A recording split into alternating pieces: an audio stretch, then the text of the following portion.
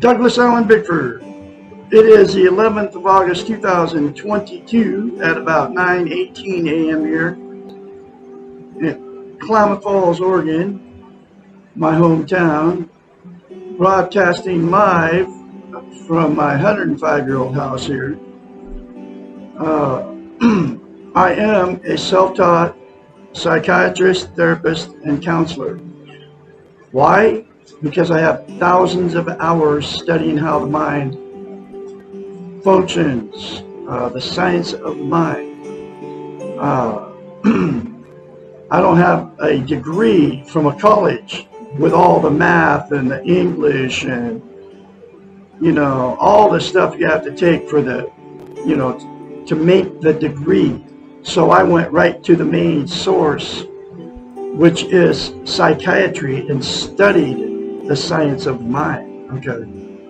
So I am qualified to help you as a psychiatrist, therapist, and counselor. Okay. I specialize in emotional, sexual, and physical abuse. Okay.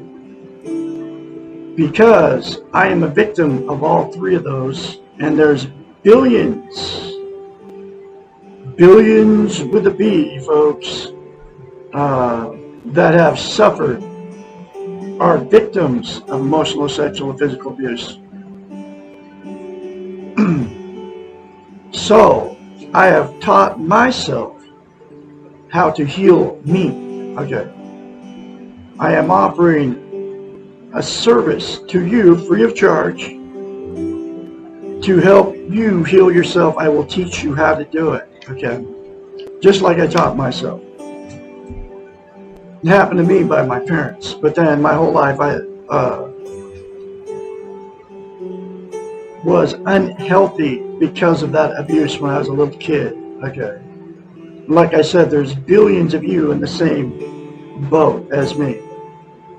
We are being taught and trained that it is weak to ask for help. It is not weakness to ask for help, folks. It is human to ask for help, and it is strength to ask for help that you need, because we are all human. The world is full of pain, fear, and death is inevitable. And I can help you. 458-232-5238. I'm offering 1 hour sessions 4 times a month. Call me up, my number. We'll schedule your first session. The only thing that you're going to have to buy is, and it's going to cost you $16. You buy this book right here. We will go through this book a lesson at a time together. You're going to have to trust me as a therapist. I know what I'm talking about. I fixed myself. I can help you fix yourself too. And you're going to have to get very, very honest, not only me, but with yourself. Because what happens when we're emotionally, sexually, or physically abused, we stuff all the pain of it. We never talk, which just means you never talk about it. And most people never get therapy for it because they feel like they're weak if they ask for help because of all our training. All right? So, give me a call and I can help you. I'm the absolute only one attempting to do this on Facebook or YouTube. Absolutely. There is nobody doing what I'm doing. Okay? So, I am on YouTube and Facebook Live, and I have been for a year, or pushing 2 years on YouTube, and pushing a year on Facebook, teaching you how to be positive about who, what, and where you are. Also, be positive towards your world and everybody else that you come in contact with. And the way to do that is to attain a healthy mind. We can't get healthy minded until we attain and maintain a thing called self-esteem. What self-esteem is, it's how you feel about yourself inside. It's also known as self-confidence, self-worth, self-love, or other words for it, right? We've all been in romantic relationships. You know, when you first meet that person, you know, you're both on cloud nine and you're bragging to all your family and friends about how great they are. They can do no wrong, you can do no wrong. You're soulmates. You're gonna grow old together. You're gonna die together. That's what you're telling all your family and friends. And you really, I mean, you feel that way about yourself, right? You feel that way about that other person. Both people do. Well, what self-esteem is that same good feeling towards yourself. Dr. Susanna McMahon, who is 73, lives in Detroit, Texas with her husband, wrote this book called The Portable Therapist 30 years ago, folks. It was published in 1992. Every lesson in it doesn't have chapters. It's in question form. Every lesson in it, I call them lessons, talks about how we've been trained and taught not to have a healthy mind, not to have self-esteem, not to have self-love, self-confidence, self-worth. She has had thousands of clients as a psychiatrist, a counselor, and therapist. They would hire her and pay her big bucks to help them fix their unhealthy minds. She knew that nobody was teaching how to attain and maintain self-esteem, and she also knows that the absolute only way you can get a healthy mind is to attain and maintain self-esteem.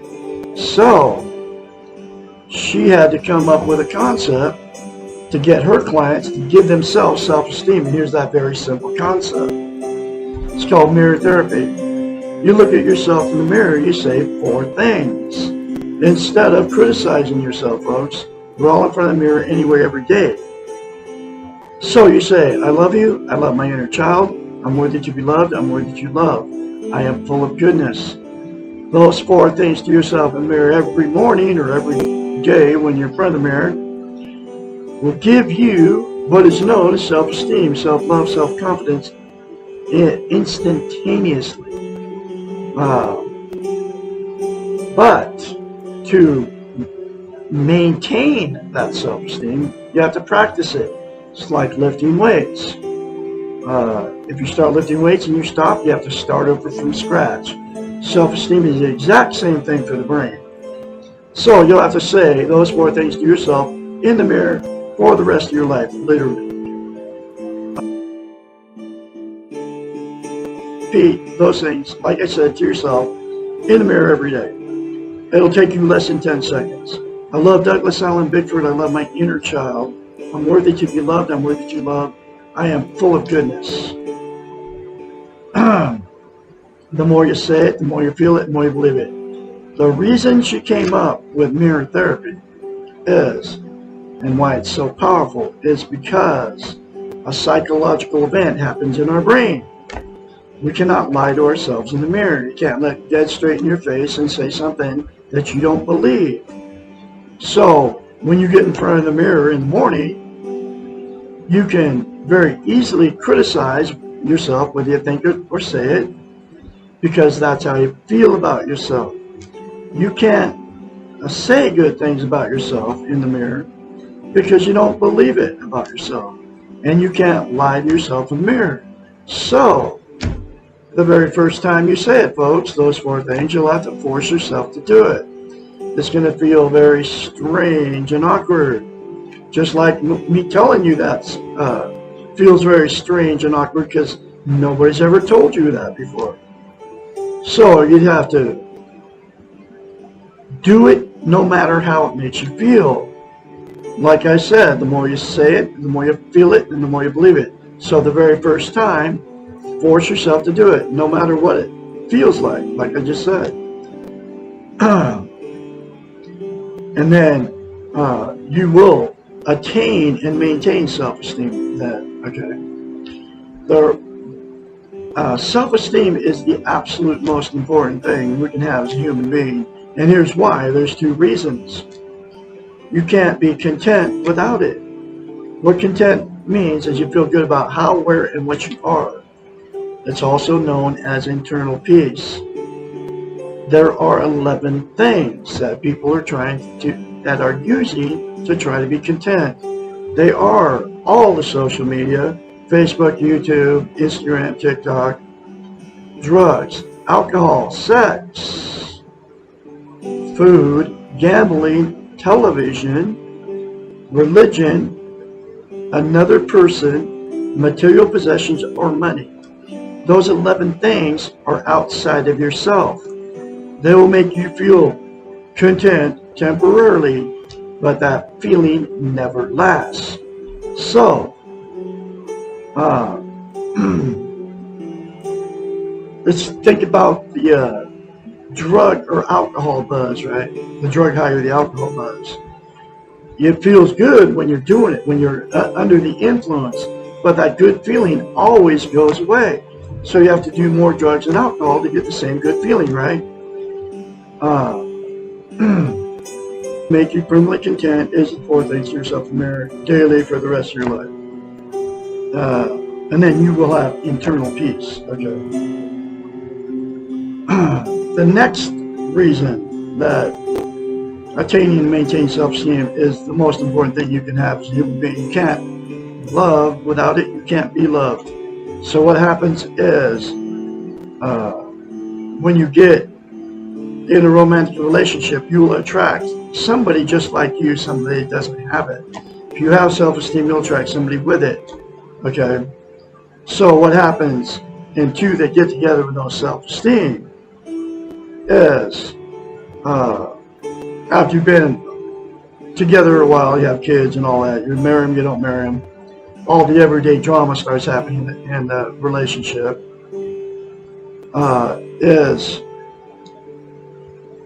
the relationship becomes toxic. That's when all the fights and the arguments start, name calling, drug and alcohol use, cheating on each other, going to bars, picking up strange people to have sex with, telling all your family and friends about how terrible these people are to you,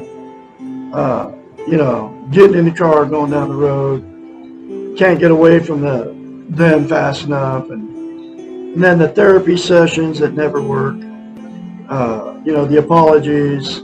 But anyway, so once a relationship turns toxic, because it turned toxic, then you'll divorce or separate, okay? And then the same two people without self-esteem will go jump back in another relationship, and the exact same thing will happen. The second thing that'll happen, two that got together with no self-esteem, is you'll stay in that relationship forever because they're codependent on each other. They're afraid to leave. They can't be alone. They have nowhere to go. They don't want to be a failure. They don't want to be embarrassed in front of all their family, friends, and church members, like, oh, well, they couldn't make it. So they stay in it forever. And all the emotional, sexual, and physical abuse that happens between those two and their children all gets swept under the rug. And at that point, it becomes a dysfunctional family. And then more dysfunctional families create more dysfunctional children that get in dysfunctional relationships that make more dysfunctional families. And the cycle just continues down the line. The very last thing that will happen, because two that got together with no self-esteem, is the two that have been in too many failed relationships and marriages and all that, right? Exit out of the romantic scene and just be alone the rest of their lives because they can't find anybody to love them and they can't find anybody to love. So they'll use the 11 things, television, drugs, alcohol, to try to make themselves feel good, the social media, and they'll be just as miserable alone as they were in a relationship because you cannot have internal peace, be content without self-esteem. So, there's a solution, there's a fix, there's a cure in my style of therapy. Okay. If all parties involved, and all those I just mentioned to the tune of billions of people, would say 4 things to themselves in the mirror daily without fail, and then get this book and do the other many concepts in the book, it will fix you, and it'll fix a toxic relationship if you're in one. It'll fix the lonely, the being miserable alone out there for all those people, because it will give you internal peace and it'll make you content permanently. Then you won't have to use the 11 things. And if there's a person in a toxic relationship that doesn't want to see change and fix themselves, the person that wants to, it will give you the strength and the courage to remove yourself from that toxic relationship.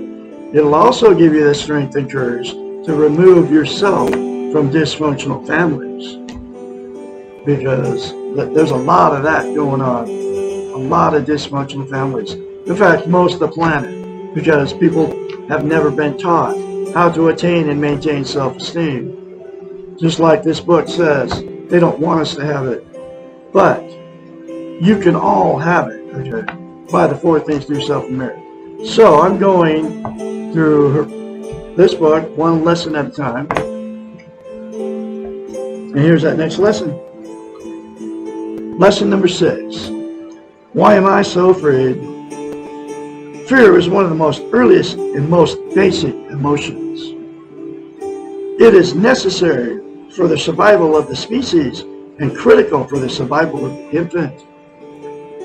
The first fear of abandonment, which is inherent in all humans, is realistic, as the infant will not survive if abandoned.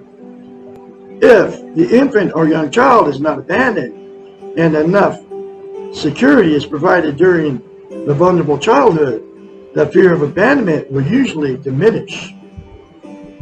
Fear of rejection can be considered to be a component of fear of abandonment. Almost all fears can be related back to the primary fear of non-life or death, which is the outcome of abandonment. Death, fear, abandonment, and rejection are all manifestations of powerlessness or loss of control.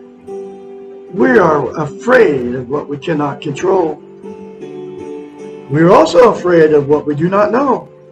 How can we control the unknown? Fear is often synonymous with insecurity. How can we feel secure in a world that is out of our control? How can we not be afraid in a world full of pain? Fear is similar to pain. It is part of life. But the fear of fear can result in non-life, the life without risk, explorations, without challenges, and without spiritual growth. Fear can produce a vicious circle. Loss of security in the world equals fear. Fear equals insecurity within. Insecurity within equals fear of self. Fear of self equals loss of control. Loss of control equals paralyzing fear. Paralyzing fear equals loss of security in the world. Being afraid of being afraid can produce the exact outcome that one was trying to avoid by being afraid in the beginning. Courage is not defined as lack of fear. Rather, courage means doing something in spite of your fear. It is not courageous to do something that we are not afraid of doing. If we are afraid and still do it, we are doing the hero's task. Paradoxically, the more we do when we are afraid, the less fear we have. And the less we do with our fear, the more power the fear assumes over us. Being afraid is being human. Being afraid does not mean that you are weak or powerless. Your fear is your feeling. Your behavior determines your character. Acknowledge your fear. Accept it without criticism. Be gentle with yourself because you are afraid, and then do what you have to do anyway, knowing that going through the fear is the true act of courage, the way of the hero. Wow, that's another very important lesson for you folks. I can be your psychiatrist, therapist, counselor. 458-232-5338. Self-taught. I've learned how to deal with my fear just like it talks about here. And accept it. It's part of the reality of what we live in. I can help you and help you to heal from emotional, sexual, and physical abuse, folks. I can. 458-232-5238. I'm going to have another lesson for you tomorrow, which is, isn't it normal to be insecure, jealous, possessive, depressed, or miserable? Lesson number 7. Y'all have a great Thursday out there. I will be talking to you tomorrow.